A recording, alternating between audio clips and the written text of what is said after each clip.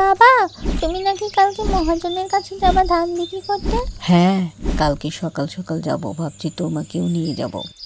ওহ, অনেক ক্ষুধা লাগছে, আর কাজ করতে পারছি না, একটু বসি।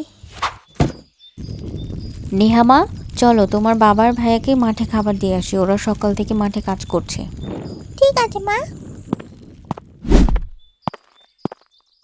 মা, তুমি আসছো কখন থেকে? তোমার রাস্তা দেখছি, এখনই দাও খেতে, আমার অনেক ক্ষুধা লাগছে। এই নাও বাবা, রান্না করতে একটু দেরি হয়ে গেছে। কই গো, আমাকেও দাও, খিদায় যে হ্যাঁ। পেট জ্বলছে। ধানগুলো শুকালে কাল মহাজনের কাছে যাব। বাবা, আমাকে আসার সময় দুটো চকলেট কিনে দিও, অনেকদিন চকলেট খাই না। মা, ভাইয়া চকলেট নিয়ে জেদ করতে হয় না মা, দেখছো না তোমার ভাইয়া সকাল থেকে কত কাজ করছে। ধান যে বিক্রি করতে যাবা, বাড়িতে তো বস্তাই বেশি নেই। আচ্ছা, আমি রাতে নিয়ে আসবো।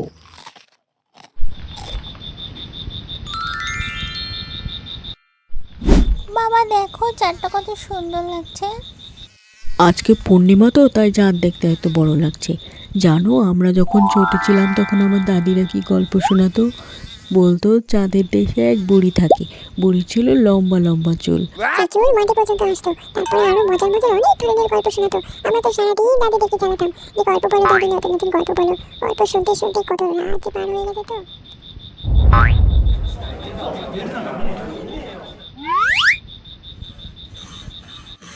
ধান বিক্রি করে আসার পথে পটলা চাচার দোকানে এই বস্তাগুলো বাকিতে কিনেছিলাম, টাকাটা শোধ করে দিও। ওগো, শুনতে পাচ্ছো? হ্যাঁ, শুনতে পাচ্ছি। ওগুলো নিয়ে তোমাকে ভাবতে হবে না, তাড়াতাড়ি বস্তাগুলো সিলাই করে দাও, সকাল সকাল বের হতে হবে। সকালে কিন্তু দেরি করা যাবে না। আচ্ছা বাবা, ঠিক আছে।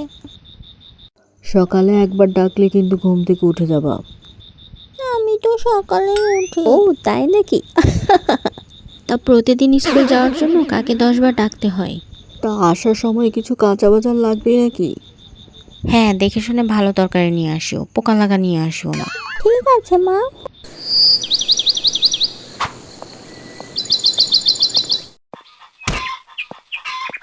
ওগো, ভালো করে হিসাব করে নাও, কয়টা বস্তা নিয়ে যাচ্ছ দেখো, যে আবার ভুলে যেও না। ঠিক আছে মা। তুমি তোমার বাবার কাছাকাছি থাকবা, দূরে কোথাও যাবা না কিন্তু। আচ্ছা, আসি তাহলে।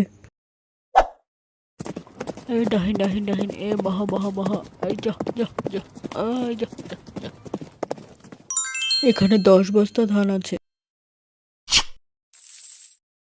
ধান দেখা তো ভালোই আমি লাগছে, কি কোনোদিন আপনাকে খারাপ ধান দিয়েছি বলতে পারবেন?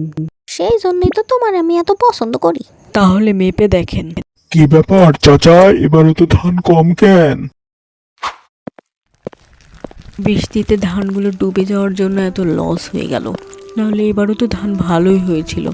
যাক, কি আর করা, এটাই ছিল মনে হয় কপালে। এরকম আরো মজার মজার ভিডিও পেতে এখনই সাবস্ক্রাইব করুন।